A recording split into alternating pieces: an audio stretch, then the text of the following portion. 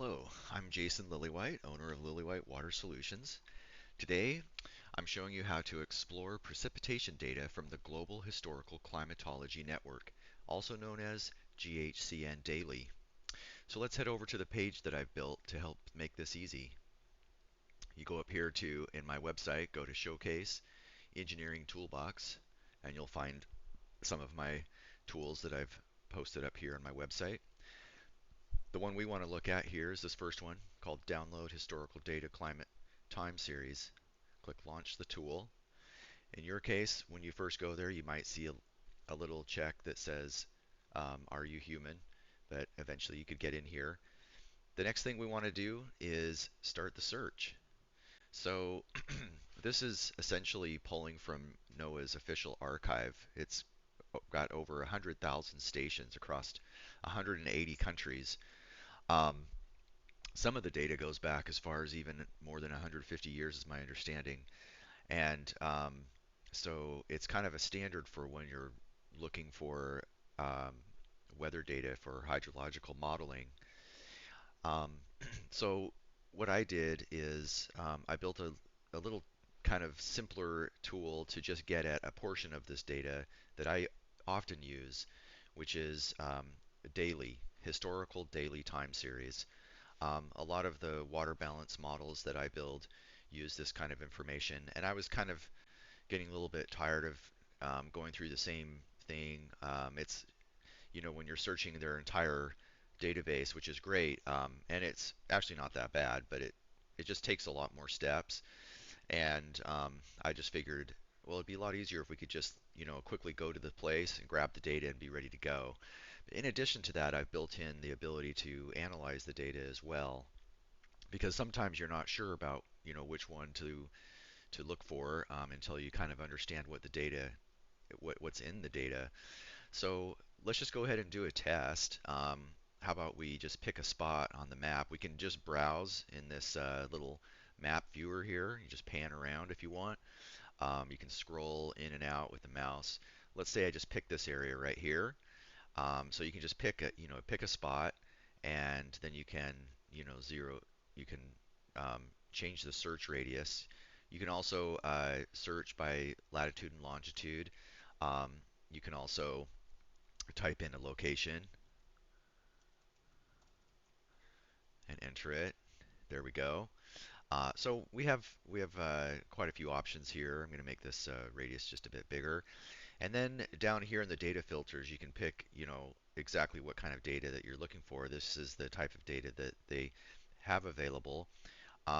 You'll see that there's snow depth, average wind speed. These are some of the ones that um, typically what you'll find is this has not been recorded as long. Um, the the longer historical records go back with only temperature and precipitation data. So it will be harder to find, long time series um, with these three, but it does exist. They do have it at a lot of the sites. So anyway, you pick the ones you want. If it's just temperature, or if it's precip and temperature, um, pick those, and then click search stations, and you'll see here that it returned this list of stations that are available.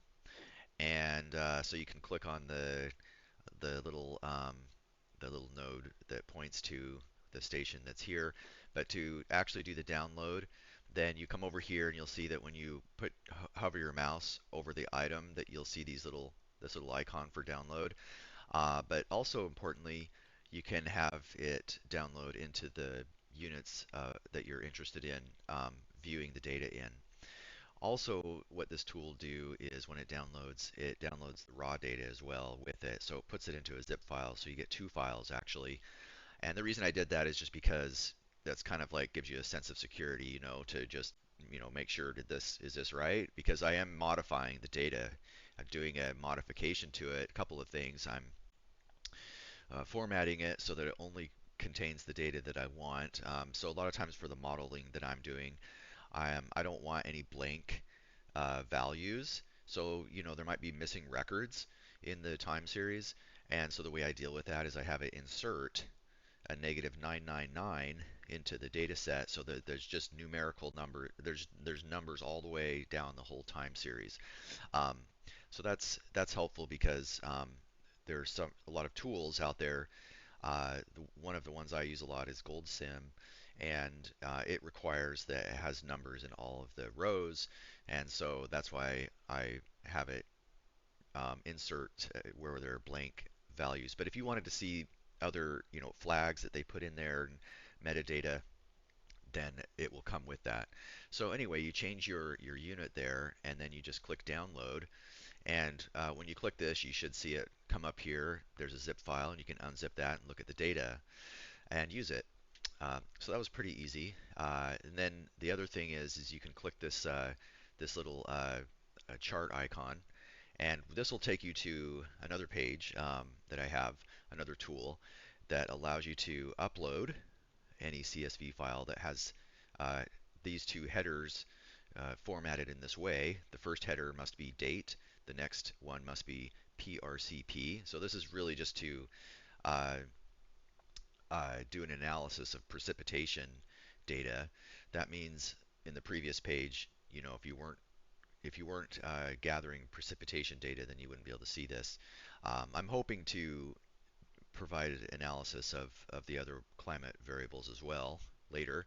But anyway, now that it's pulled that data, now it can do the analysis here. So in this particular case, you can see we have only from 2011 to 2026.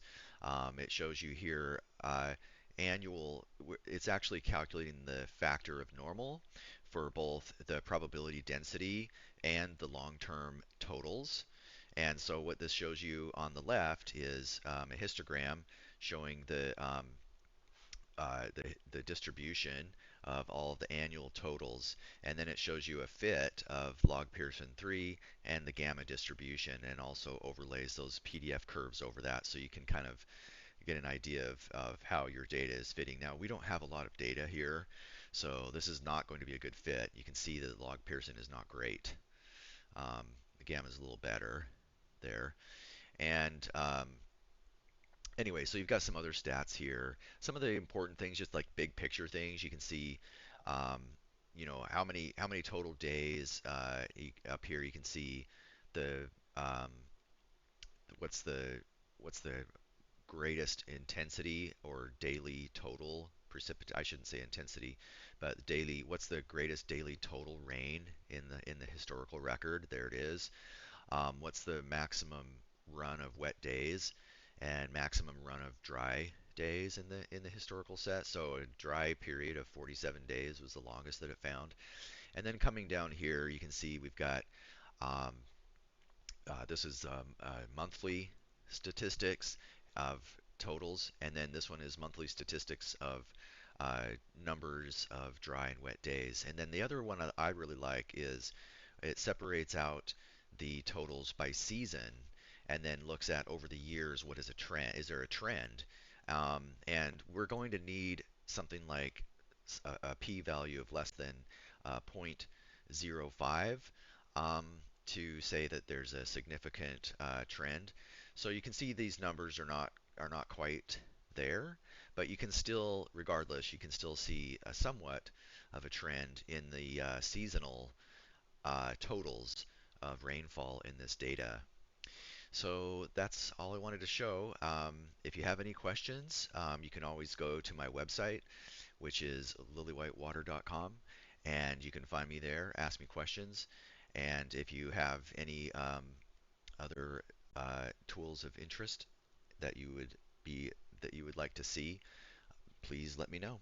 And also, don't forget to take a chance to look at some of the other web-based modeling tools that I have on the website. All right, thanks for looking.